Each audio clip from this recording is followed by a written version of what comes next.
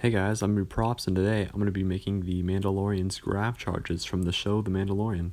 The first thing I did was went through and modeled these in Fusion 360, and I just made the basic shape of this out of some cylinders and then went through and added all of the squares around the edges, and then I went through and printed this out in some white PLA on my Ender 3 Pro.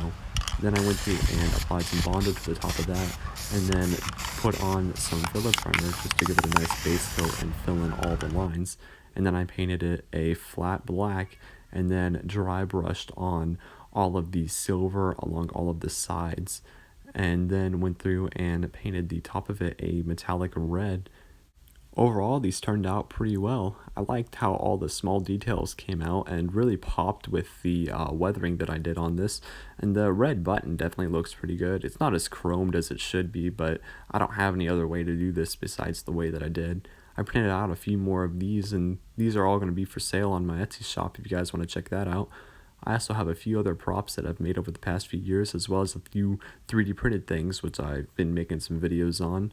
So be sure to check that out if you want. Like and subscribe if you feel like it. Thanks for watching. See ya.